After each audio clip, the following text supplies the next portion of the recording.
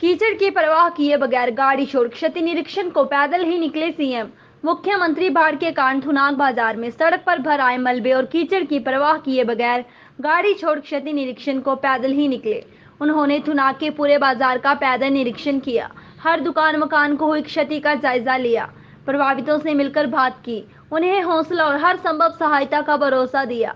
उन्होंने पीडब्ल्यूडी और ग्रामीण विकास विभाग के अधिकारियों कर्मचारियों को बाजार से मलबा कीचड़ हटाने के कार्य में और तेजी लाने को कहा।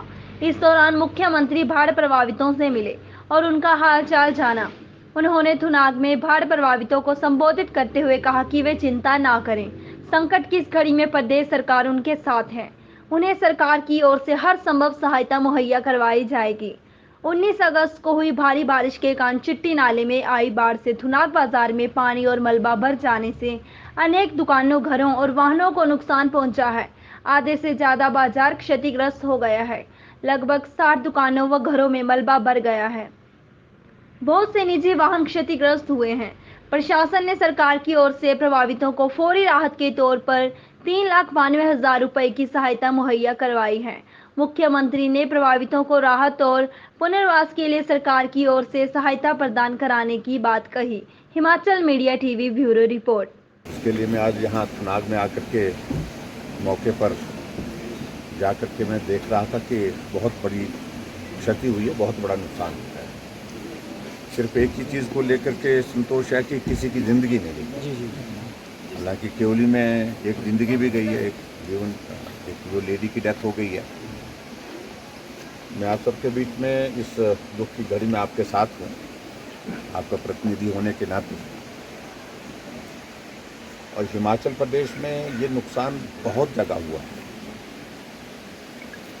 24 घंटे में 32 लोगों की ज़िंदगी चली गई हिमाचल प्रदेश में। और अभी भी बहुत सारे लोग ऐसे हैं जो मिसिंग है, जिनकी तलाश अभी तक जारी है। मेरा और जगह जाना हुआ जहां बड़ी घटना हुई थी, जहां लोगों की ज़िंदगी चली गई थी। सब जगह जाना संभव नहीं हो पा रहा है, लेकिन फिर भी उसके बावजूद जहां गोहर के वो काशन के गांव में जहां एक ही परिवार के 8 लोग मकान के नीचे दब गए थे, उनमें से किसी को हम बचा नहीं पाए। और उसी तरह से कटौला के पास वहाँ पर बागी गांव में वहाँ 6 लोग एक परिवार के बह गए। 3 अभी मिले, 3 की अभी तक जो है वो तलाश जारी है। तो ख़ास तौर से जहाँ थुनाग के इसमें ये भी हम देख रहे हैं कि मुझे लगता है कि इस बात को लेकर के हमको सोचना ही पड़ेगा, क्योंकि ये नाला बार बार आकर के नुकसान कर रहा है। पिछली बार भी नुकसान किया और पिछली से पीछे बार भी नुकसान किया। 2-3 बार 4 बार हमने देख लिया, लेकिन अब की बार का जो नुकसान है वो बहुत ज़्यादा है। मैं देख रहा हूँ कि पूरे मार्केट का आधे से भी ज़्यादा हिस्सा जो है वो क्षतिग्रस्त हो गया। दुकानें टूट गई हैं, जो सामान अंदर था वो सब तबाह हो गया है, बर्बाद हो गया।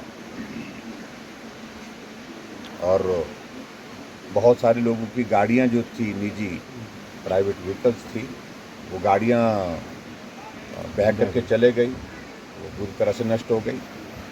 तो नुकसान तो बहुत ज़्यादा हुआ है। रिलीफ मैनुअल के हिसाब से जो मदद करने की बात थी वो फौरी तौर पर जो करने की कोशिश की है, लेकिन फिर भी उसके बावजूद मैं देख रहा हूँ कि नुकसान बहुत ज़्यादा है। और इस बहुत बड़े नुकसान की भरपाई करना पूरी तरह से तो कठिन होता है, लेकिन फिर भी जितना मैक्सिमम हो सकता है, जितना भी हो सकता है, मैंने अपने ऑफिस से यहाँ पर डिप्टी सेक्रेटरी को भेजा था।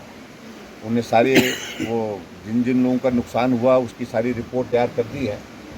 अगर उसके बावजूद भी कुछ लोग ऐसे बचे हैं जिनका उसमें रिकॉर्ड नहीं आ पाया है, तो वो रिकॉर्ड हमको उपलब्ध कराए। जो भी मदद कर सकते हैं वो मदद करने की कोशिश करेंगे।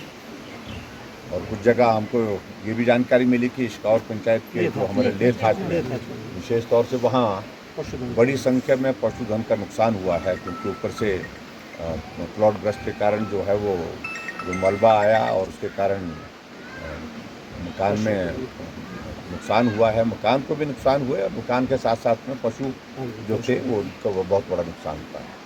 उसकी भरपाई के लिए भी रास्ता निकालेंगे, जितना कर सकते हैं मदद करने की कोशिश करेंगे। लेकिन सब लोग मिल कर के इस संकट की घड़ी में एक दूसरे का साथ दें, सहयोग करें। और मैं डिपार्टमेंट को, खासतौर से पीडब्ल्यू डिपार्टमेंट और पंचायती राज डिपार्टमेंट को कहूँगा कि वो जल्दी से जल्दी इसको, जो सारी स्थिति यहाँ पर बनी है बाज़ार की, इसको ठीक कैसे कर सकते हैं। जो रास्ता बंद पड़ा है, कीचड़ भरी पड़ी है, उसको कैसे हम जल्दी से जल्दी निकाल सकते हैं। और उसके साथ साथ में बाकी और चीज़ों को लेकर के जो मदद की गुंजाइश जहाँ से निकल पाएगी, जिस तरह से निकल पाएगी, उस तरह से मदद करने की कोशिश करेंगे। तो मेरा आप सबसे यही है निवेदन कि धैर्य से रखें। अभी भी बारिश की जो चेतावनी आज भी जारी है, कल भी जारी है, तो ऐसे में आप मान करके चलिए कि अभी संकट पूरी तरह से समाप्त नहीं हुआ है, टला नहीं।